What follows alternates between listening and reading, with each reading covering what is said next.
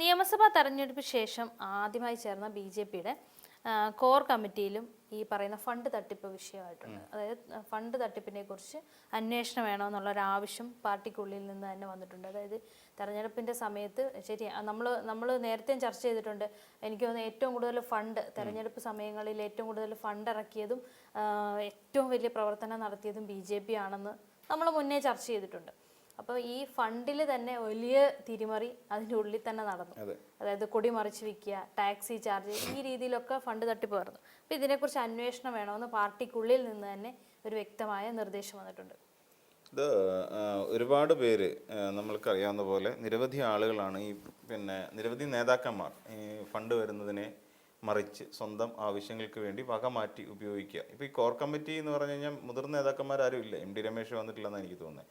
എം.ടി. രമേശില്ല, നേരത്തെ ഉണ്ടായിരുന്ന president K സുരേന്ദ്രനില്ല, Shobha സുരേന്ദ്രനില്ല.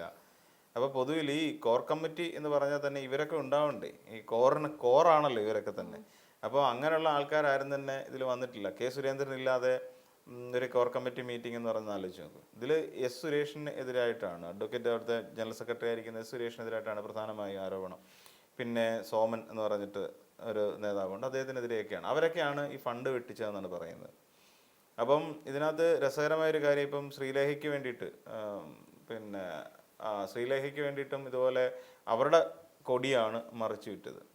എന്ന് വെച്ചാൽ ഫണ്ട് ധാരാളമായി, കണക്കുകൾ അനുസരിച്ച് നോക്കുകയാണെങ്കിൽ ഏകദേശം ഒരു 400 കോടി രൂപ ബി.ജെ.പിക്കായിട്ട് ഫണ്ടായിട്ട് അലോക്കേറ്റ് ചെയ്തിട്ടുണ്ടായിരുന്നു. അത് കേരളത്തിലെ മത്സരിക്കുന്ന സ്ഥാനാർത്ഥികൾക്ക് ചെലവാക്കാൻ വേണ്ടിയിട്ടും മനസ്സിലായല്ലോ, അവർ പ്രചരണ പരിപാടികൾ സംഘടിപ്പിക്കുന്നതിനൊക്കെ വേണ്ടിയിട്ട് ഇത്രയും കോടിക്കണക്കിന് രൂപയാണ് കേരളത്തിലേക്ക് എത്തിയത്. തിരുവനന്തപുരം എന്നല്ല, അതായത് സ്റ്റേറ്റ് തലത്തിൽ വന്നത്. ഇത് കൂടാതെ ബി.ജെ.പിയെ പോലെ ഒരു ദേശീയ പാർട്ടിക്ക് വേണ്ടിയിട്ട് പണം മുടക്കാൻ ഇതിനു മുമ്പ് ഇതിനു മുമ്പത്തെ നിയമസഭാ തെരഞ്ഞെടുപ്പിലൊക്കെ ബി.ജെ.പിക്ക് വേണ്ടി ഫണ്ട് ചെയ്തുകൊണ്ടിരുന്നത് അവിടങ്ങളിലുള്ള ചില വ്യവസായികളാണ്, ചില നേതാക്കന്മാർക്ക്, ചില സ്ഥാനാർത്ഥികൾക്ക് വേണ്ടിയിട്ട്. ഇന്ന് മേയറായിട്ടിരിക്കുന്ന വി രാജേഷൊക്കെ മത്സരിക്കുന്ന സ്ഥലത്ത് കോടിക്കണക്കിന് രൂപയാണ് ഒഴുകുന്നത്.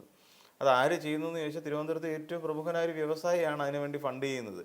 അപ്പം ഈ രീതിയിൽ ഇവരൊക്കെ ഫണ്ട് ചെയ്തുകൊണ്ടിരിക്കുകയാണ്. അപ്പോൾ ഇത്തരം ഫണ്ടുകളൊക്കെ വരുന്നുണ്ട്. അപ്പോൾ ഈ 400 കോടി കേന്ദ്രത്തിൽ നിന്ന് വന്നത്, ഇത് കൂടാതെ വ്യവസായികൾ ഇറക്കുന്ന വേറെ പണം, അപ്പോൾ ഇങ്ങനെ തുടങ്ങി നിരവധി പൈസ, അല്ലെങ്കിൽ ഇഷ്ടംപോലെ പൈസ, ഒരുപക്ഷെ എനിക്ക് തോന്നുന്നു കേരളം വിലക്കെടുക്കാൻ വേണ്ടിയിട്ടുള്ള പൈസ പോലും ഈ ബി.ജെ.പിക്ക് വേണ്ടിയിട്ട് കേന്ദ്രത്തിൽ നിന്നും വ്യവസായികളൊക്കെ കൊടുക്കും. ഒരു ദേശീയ പാർട്ടിയുടെ ഇപ്പം ഒരാളെടുക്ക് ചെന്നിട്ട് പറയുകയാണ്, ഒരു വലിയ വ്യവസായി എടുക്ക് ചെന്നിട്ട് ബി.ജെ.പിയിലെ രാജീവ് ചന്ദ്രശേഖർ ഇങ്ങനെ അവരുടെ മീറ്റിംഗ് കഴിയുന്ന കൂട്ടത്തിൽ പറയുകയാണ്, അപ്പം അങ്ങനെ നമ്മളെ സഹായിക്കില്ലേ?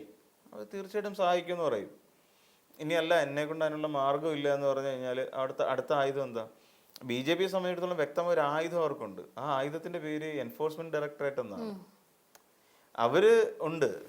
അപ്പം ഈ ഒരു പേടി എല്ലാവർക്കും ഉണ്ട്. കാര്യം ഇന്നത്തെ ഒരു പ്രശ്നം എന്ന് വെച്ചാൽ ഇ.ഡി ഏതെങ്കിലും ഒരു വ്യവസായിയുടെ വീട്ടിൽ കയറി റെയ്ഡിനായിട്ട് പോയി കഴിഞ്ഞാൽ ഇന്ന് മാധ്യമങ്ങളിൽ വലിയ വാർത്തയാണ്, ഇന്ന വ്യവസായിയുടെ അടുക്ക് ഇ.ഡി വന്നു, തീർന്ന്, അപ്പോൾ എന്തോ കള്ളപ്പണം അവിടെ ഉണ്ട് എന്നുള്ളൊരു തോട്ട് എല്ലാവരിലേക്കും വരും. അപ്പം ആരും ആഗ്രഹിക്കുന്നില്ല എല്ലാവരും കള്ളപ്പണം കൈവച്ച് നടക്കുന്നവരാണ് എന്ന് പൊതുജന മധ്യത്തിൽ ഒരു ടോക്ക് വരാൻ ആരും ആഗ്രഹിക്കുന്നില്ല. അതുകൊണ്ട് തന്നെ എല്ലാവരും ബി.ജെ.പിക്ക് വേണ്ടിയിട്ട് പണം മുടക്കാൻ തയ്യാറാണ്. തന്നെയല്ല, ദേശീയ തലത്തിൽ എന്തെങ്കിലുമൊക്കെ നീക്കുപോക്കുകൾ ഉണ്ടാകണം എന്നുണ്ടെങ്കിൽ, ഇപ്പം തന്നെ നമുക്കറിയാം എന്തിനാണ് സാബുവിൻ ജേക്കബ് എന്ന് പറഞ്ഞിട്ട് പുള്ളി എന്തിനാണ് NDA-യിലേക്ക് പോയത്? 1600 കോടി നഷ്ടത്തിൽ ഓടിക്കൊണ്ടിരിക്കുകയാണ് സാബുവിൻ ജേക്കബിൻ്റെ കമ്പനി എന്നാണ് അഖിൽമാരാർ പറയുന്നത്. അപ്പം എന്തുകൊണ്ടായിരിക്കാം?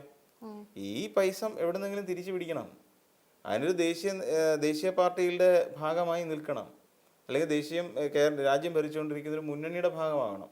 അപ്പോൾ അതിനു വേണ്ടിയിട്ടാണ് ശരിക്കും സാബുവിൻ ജേക്കബിനെ പോലെ ഒരു നേതാവ് മറുകണ്ഠം ചാടി NDA-ക്കൊപ്പം നിൽക്കുന്നത്. പ്രയോജനം കിട്ടാൻ വേണ്ടി തന്നെയാണ് അല്ലാതെ ആരും പുണ്യപ്രവർത്തിക്കായില്ല രാഷ്ട്രീയ. പിന്നെ പണ്ട് ശോഭാ സുരേന്ദ്രൻ പറഞ്ഞ പോലെ പുണ്യപ്രവർത്തിക്ക് വേണ്ടിയിട്ടല്ല ഞാൻ ഇതൊക്കെ ചെയ്യുന്നത്, പുണ്യം കിട്ടാനല്ല, എനിക്ക് പൈസ വേണം എന്ന് പറയുന്ന പോലെയാണ് എല്ലാവരുടെയും അവസ്ഥ. ഇവിടെ ഈ പറയുന്ന കോർ കമ്മിറ്റിയിൽ എന്തുകൊണ്ട് ഇവരൊക്കെ മാറിയിരിക്കുന്നു? ഇവർക്കാർക്കും പൈസ കിട്ടിയിട്ടില്ല, ഇവർക്കൊന്നും ഇതിൻ്റെ ഫണ്ടിനകത്ത് നിന്ന് ഒരു രൂപ കിട്ടി കാണത്തില്ല. അതുകൊണ്ടാണ് ഇവരെല്ലാം ഒഴിഞ്ഞു മാറി നിൽക്കുന്നത്. ഇപ്പം വളരെ രസകരമായൊരു കണക്ക് ഇതിനകത്തുണ്ട്. നമ്മുടെ വളരെ രസകരം എന്ന് പറഞ്ഞു കഴിഞ്ഞാൽ, ഈ ബി.ജെ.പി സംസ്ഥാന കമ്മിറ്റി ഓഫീസ് എന്ന് പറഞ്ഞാൽ മേട്ടുക്കട ഭാഗത്താണ്. അവിടെ നിന്ന് വളരെ എളുപ്പത്തിൽ നന്ദാവനം എന്ന് പറയുന്ന പോലീസ് ക്യാമ്പിലേക്ക് പോകാം. ശരിക്കും തോന്നുന്നു 2 കിലോമീറ്റർ അങ്ങാണ്ടേ ഉള്ളൂ. അങ്ങനെ ആ 2 കിലോമീറ്റർ വണ്ടി ഓടിയതിന് BJP എഴുതി മാറ്റിയ തുകയെന്ന് പറഞ്ഞാൽ 1.25 ലക്ഷമാണ്. 1.76 ലക്ഷം രൂപയാണ് ടാക്സി ഓടിയതിന്. അപ്പം അവരുടെ കണക്ക് പ്രകാരം 25 ഇന്നോവ ക്രിസ്റ്റ, ഈ 25 ഇന്നോവ ക്രിസ്റ്റ 499 മണിക്കൂർ സഞ്ചരിച്ചു. അത് കിലോമീറ്റർ 2149 കിലോമീറ്റർ ഓടി എന്നൊക്കെ കണക്കങ്ങ് എഴുതുകയാണ്. ഇത്രയും കണക്ക് എഴുതിയിട്ട് ഈ കണക്ക് കൊണ്ടുവന്ന് സബ്മിറ്റ് ചെയ്ത് ഈ 1.25 ലക്ഷം രൂപയ്ക്ക് ഇന്നോവ ക്രിസ്റ്റ ഓടുക എന്ന് പറയുന്നത് ആലോചിച്ച് നോക്കുക. ഇവിടെയാണ് നമ്മുടെ പ്രശ്നം. പിന്നെ JP നദ്ദ സംസ്ഥാനത്ത് വന്നിരുന്നു തെരഞ്ഞെടുപ്പ് പ്രചരണവുമായിട്ട് ബന്ധപ്പെട്ട്. അപ്പം അദ്ദേഹത്തിന് 75 കിലോമീറ്റർ ഒരു വാഹനം ഓടി JP നദ്ദ വരുന്ന സമയത്ത്. നദ്ദയ്ക്ക് വേണ്ടി വണ്ടി ഓടിയപ്പോൾ എത്രയാണെന്നറിയാം? 75 കിലോമീറ്റർ ഓടുന്നതിന് നമുക്ക് എത്രയാകും 75 കിലോമീറ്റർ ഓടുക എന്ന് പറഞ്ഞാൽ? 75 കിലോമീറ്റർ ഓടുകയാണെന്നുണ്ടെങ്കിൽ ഒരു സാധാരണ അത്യാവശ്യം കുഴപ്പമില്ലാത്ത മൈലേജ് ഉള്ള ഒരു വണ്ടിക്ക് ഒരു ഡീസൽ കാർ ആയിരിക്കും മിക്കവാറും. അതിന് എത്ര കിലോമീറ്റർ 75 കിലോമീറ്റർ ഓടുക എന്ന് പറഞ്ഞാൽ എത്ര ഡീസൽ വേണ്ടി വരും? കോടി വന്ന ഒരു 1000 രൂപ ഡീസൽ വേണ്ടി വരും.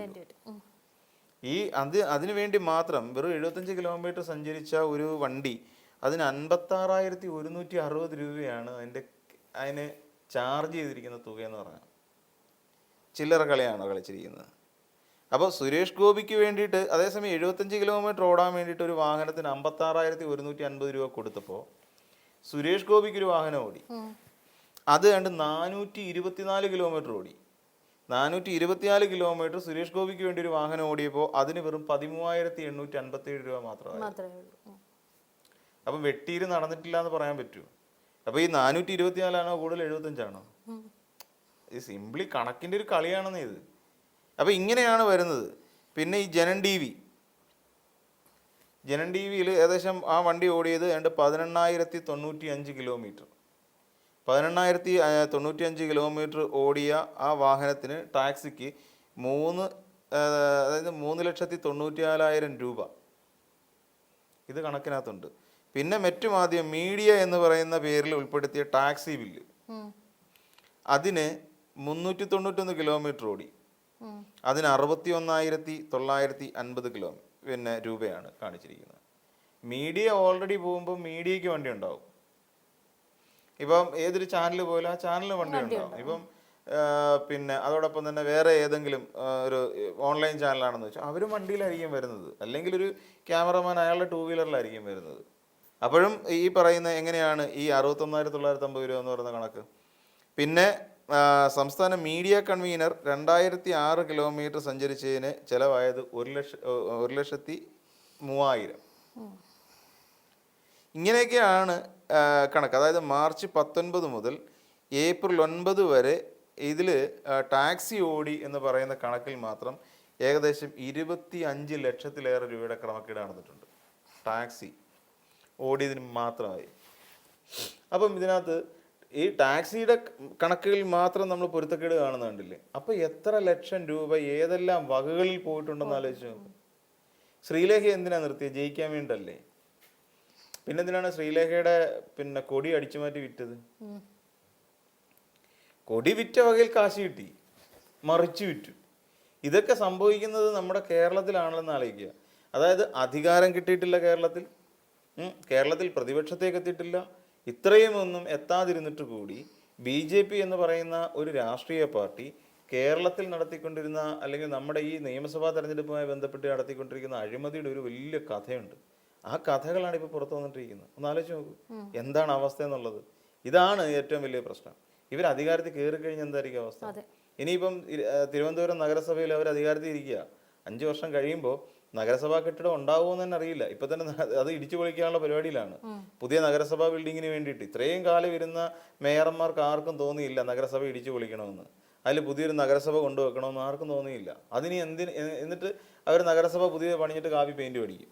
ഇതാണ് ഇനി അവർ ഉദ്ദേശിക്കാൻ പോകുന്ന അടുത്ത നടപടിക്രമം. അപ്പം ഇത് കൃത്യമായി പറഞ്ഞാൽ വലിയ ഫണ്ട് വെട്ടിപ്പ് ഇതുമായി ബന്ധപ്പെട്ട് നടന്നിട്ടുണ്ട്. പിന്നെ അതവരുടെ ഇന്റേണൽ ഇഷ്യൂ ആണെന്ന് പറഞ്ഞു കഴിഞ്ഞാൽ തന്നെയും ഒരു പറ്റം നേതാക്കന്മാർക്ക് ഇതിൽ അമർഷമുണ്ട്. കാര്യം വരുന്ന പണം മുഴുവൻ അതിൽ കയ്യൂക്കൊള്ളവൻ കാര്യക്കാരെന്ന് പറയുന്ന പോലെ ഫണ്ട് മുഴുവൻ അവരവർ കൊണ്ടുപോവുക.